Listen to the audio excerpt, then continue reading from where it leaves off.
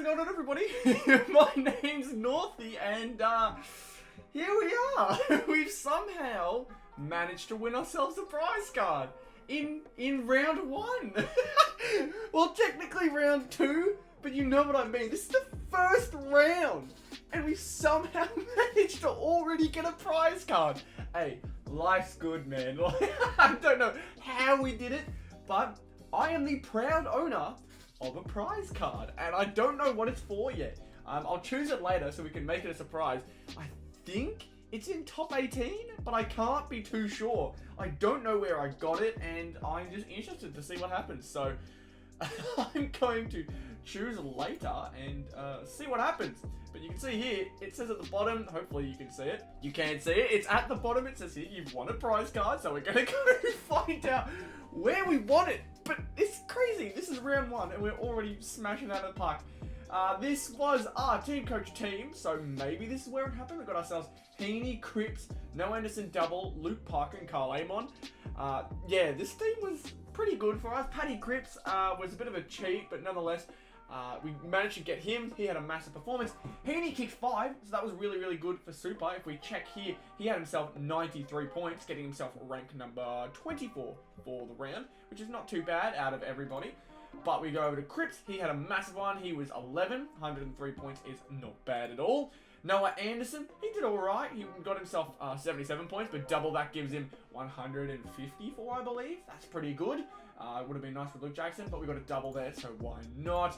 And Luke Parker with 68. Wasn't as crazy as others, but Luke Parker nonetheless still got some points for me. Carl Amon, though, is the interesting one. Did he play? He did! He smashed it! 8 marks, 6 tackles, 38 disposals. That's a good pick. That was a really, really good pick by me. Carl Amon may have gone ahead and won it for us, but we're going to check the ladder. Were we top 10, I think it was, or top 20 for star powers? Let's check. We are 23. I don't know whether that means we won it. I don't think we did, but wow, we were close. We were really, really close. I'm pretty sure this is this would have been where we won it, but 23 is super close. We almost went ahead and did it. Obviously, the ones who had double points and had the right double points, Devil D probably had some really, really good ones. 771 points from him. It didn't make sense he gets in the top 3, but I was very, very interested to see what had happened here. But nonetheless, 23rd is not a bad performance. Our name right there on the leaderboards. Hopefully you guys may see yourself on the leaderboards there too. Who knows, but that's a pretty good start. That's a nice start to the round. 23rd for this season. Let's see how we do. Oh, what a good start. That's a really, really good start. Some decent picks. These are all just from my boxes. That hasn't been me trading to try and get any of the best cards. This has purely been me opening up boxes and using what I got. And 23rd is not a bad result. But now, we go over to top 10. This one's going to be interesting. Petraka played really, really well. I don't think this is where we would have got it. But Petraka did play quite well. He got himself 107 points. Brayshaw with 140. 10 marks and 8 tackles will do it for you. That'll definitely do it for you. He smashed it. And 40 disposals. Oh my god, Brayshaw. Just absolutely ridiculous. Crazy stuff there. Yeah, Brayshaw looking to have a standout, like a breakout season. But Petraka, he did his thing. 107 points is pretty good. We go over to Grundy. He had 77 points. English being the best for the round, for the Rucks, is kind of interesting. I'm not mad at it. I'm glad he's doing well, especially coming into a contract year. But Tim English winning that one, Grundy with only the 77. And Bonds had a pretty average round, but there wasn't too many people that I can pick who did have a great round. Luke Jackson ended up being the standout forward player, which was interesting. Kicked a couple goals, lots of marks. Hitouts would have done it for him, I think. I'm almost certain it would have been hitouts, but nonetheless, Marcus Bontempelli finishes 2nd out of the cards available for me, which will hopefully grow, but nonetheless, I don't think this was our winner. We checked the ladder, and 44, not bad. 44 is not a winner, but nonetheless, it keeps us in fighting distance. It keeps us in the mix to see whether we can get ourselves some decent ones, but apparently Andrew Brayshaw was the one we should have gone for. Who would have known? That is a outrageous stat line for Teamcoach. 40 disposals, and then nearly 10 of each for marks and tackles. That is like almost a guaranteed winner if you somehow had him. Congrats to anyone who was smart enough to find that out. Which leaves top 18. And I want to double check to see who exactly we had in here. Unfortunately, Brayshaw was not the one in here. And I was not confident with this team at all. We had ourselves Green in here, Tom Green, and he had himself 90 points, so that wasn't great. But you see here, we left the top 4 available, and we didn't get any of those. We had Petraka, Trelaw, and Oliver in there, so that would have been nice to pick up any of those. McRae had a pretty average performance, and McRae, you can always expect him to get 30 disposals, but I talk about it all the time with McRae. He doesn't get many marks, nor does he get many tackles. He's always kind of like that one player out when in the pack. He's kind of just hanging around waiting for the ball to hit him and then hit up a target. He's not really the target most of the time. But Jack McRae, he's at least reliable, and so he got himself a few points there. Grundy, as I mentioned before, second out of the players I could have chosen. I'm interested to see whether it was the backline that did it for us. We forgot to check Tom Stewart before, but Tom Stewart got himself 60 points. Nothing special there. Looks like they track 1%ers now. That's interesting. Do they actually track 1%ers? I'll have to check that out on the ladder in just a second. But nonetheless, we keep moving. Whitfield, how did he play? Nice 70 points there. 67 from Brayshaw. 64 from Sicily. Jeremy Howe ended up having a nice one. That's good. And Hayden Young, lovely. I thought he'd be having a breakout, and it looks like he is. I'm surprised I didn't go ahead with Jack Crisp. He would definitely be an addition instead of Jeremy Howe. But I think it may have just been because he wasn't in previously. But nonetheless, I'm going to switch him out, put Jack Crisp in there. And the forward line, let's see. Tom Hawkins, how did he go? He got himself a goal, not too many, 7 disposals. He got himself 34 points. Thought he'd be a bit more reliable than that, but nonetheless, we keep it moving. Bailey, not as good as we would have liked to be. Nonetheless, a few high picks here. Dylan Moore played great again. DeGoey was playing and he did well. Bonts ended up being second best for us, but Jamie Elliott also low with 44. Some pretty poor performances in the forward line. I'm interested, how did this end up being a winner? Let's check the ladder. 25. So where did we get the prize card from? Where did we get it from? Was it from Top Team? Because I don't know. Sorry, not Top Team. Was it from Star Powers? It must have been. If we press the I here, the top 10 scorers. Yeah. So we didn't get it here. 1%ers this year get 3. Hitouts are only 0.75. Marks are 3 tackles or 3 handballs kicks. So disposals are 2. Marks inside 50 is 1 now. Okay, that's interesting. Goals, obviously, there's 6.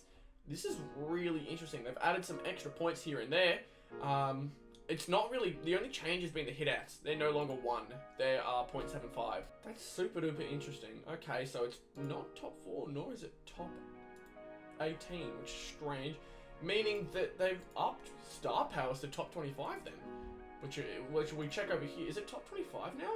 Top 30! Wow, they increased it. So we got ourselves a Star Powers prize card. I didn't get myself 1 Star Powers prize card last year. We've gone ahead and done it first round this year. Nice, Star Powers, top 30 now. I like that. I like that they've made it more available, but wow! I'm really surprised that Star Powers is the one that did it for us. I thought it was Top Team, because Top Team usually does it, but wow, that is awesome. I'll take that for sure. We can go and collect our prize card. Here we go. Who do we collect? It'd make more sense to get my kind of player, but I want to see who else is in here.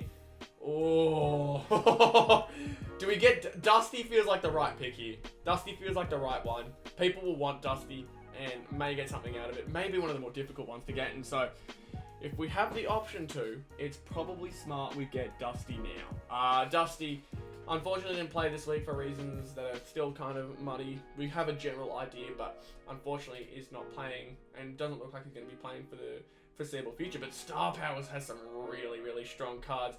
I think, though, the smartest one here is Dusty. I'd like to pick Zeeble up, but if I do want to go for the master set, getting the ones that'll probably be higher value first are probably more worth it. So I'm looking through here. It'd probably have to go Dusty, then Franklin, then Wines, then Cripps, if we do manage to get that many, because that'll cross most of the big names off, I think. Brownlow winner, Dusty is Dusty, just kicked 1,000, and Cripps is on the rise, so it makes sense. Max Gordon probably would be up there too, but nonetheless. So bang, just like that, we have gone ahead and picked up Dusty. Wow, that is crazy that we managed to somehow be successful on our first week. That's awesome. That is so sick. Carl Amon, I think, saved us. I think he was the reason we ended up getting one. That is awesome. I'm really happy that Teamcoach has decided to up it to top 30. Gives people more of a chance of earning those cards. So, I'm one of potentially 30 people with Dusty right now. Definitely really, really cool. Would be nice to get him as soon as possible and try to see what people are gauging, how people are interested in getting him. But nonetheless, that is a top-notch effort from us. That's awesome. Let's check out the tips, though. Get out of all of that. That's nutty. But nonetheless, we go over to Teamcoach tips. Let's see what our score was for last week. We go over there. 7 out of 9. That's not too bad. A few wrong ones here and there. I think ones that a lot of people would have guessed. We somehow got Carlton beating the Dogs. Oh wait, no, I say that, but I remember we did it before the game happened, but that's a bit silly by me. But we guessed Sydney beating Geelong. It was at the SCG, so I think that was the reason why I tipped them. We tipped Collingwood beating Adelaide, which is, I guess, you could say a sketchy tip. One that'd be hard to guess, but nonetheless, we got it right. We got Brisbane beating Essendon. Another one that probably a lot of people would have gotten. Port being smashed by the Hawks. I don't know if many people tipped that one happening, but nonetheless, that one ended up happening. Melbourne beating Gold Coast in Gold Coast. I assumed it had happened, but probably not this close. Impressive from Gold Coast to keep it that close. North beating Eagles was one everyone probably predicted, but didn't expect to be this close. I went to that game and, oh man, the nerves I had. It was ridiculous. But MCG, you got to tip Richmond. Even though they were missing Grimes and Dusty, you had to tip him. It's MCG Richmond. They're always going to absolutely smash it there. And Freo versus the Saints. Maybe I'm buying onto the hype train of Freo a bit too much. Because the Saints ended up beating them by 10. In Freo nonetheless. So that's even crazier. I beat them at Optus. So maybe Freo aren't as top tier as I was thinking they would be. They look strong in the preseason. And I think it may have just been the preseason baiting me a little bit. But Freo remaining a little bit average. Nothing too crazy. So hopefully this next week we can tip a little bit better. If we check here, they play the West Coast Eagles. So you'd think Freo take it next week. But we won't be doing any of that just yet. That is the Teamcoach Round 2 review. Just awesome. Just nothing but awesome stuff. Jack Zeeble ended up being one of the better players. He had a lot of marks on the back line. He didn't play all that good, so it pains me seeing him there. But nonetheless, that's just how it goes sometimes. Jack Zeeble is one of those players who kind of sits out the back and moves the ball around, so he'll rack up a lot of marks. Every now and then, he'll rack up 30 plus possessions. He had 29. So we got a lot of them. It was a very empty game from Jack, so it's a little bit frustrating to see him up there. We'll take prize cards. We'll always take prize cards. You can see here in the Star Powers now, I have officially won Dustin Martin. It's very, very nice to see that already on a Star Powers card. Really, really nice. And will be a nice little show off. It'll be great. Prize cards limited to 100 cards per player. Oh, wow. Yeah, 100% the best choice. 100% the best choice. Dustin Martin for sure. If I had picked Zeeble, I would be kicking myself. So, yeah, that's a very, very rare card. I just saw that. Holy. One of the rare people with a Dustin Martin Star Powers card. But that is a super successful week. In reach of the top 10 still for every single thing. Hopefully with some more teams and some more codes, we can get even closer. But what a start to the season, man. What a start. Hopefully you guys enjoyed this video. Be sure to like, comment, and subscribe. Hopefully the love for this series continues this year, and I appreciate all of you for tuning in. So thank you all so much for watching, and I'll see you all in the next one. Goodbye.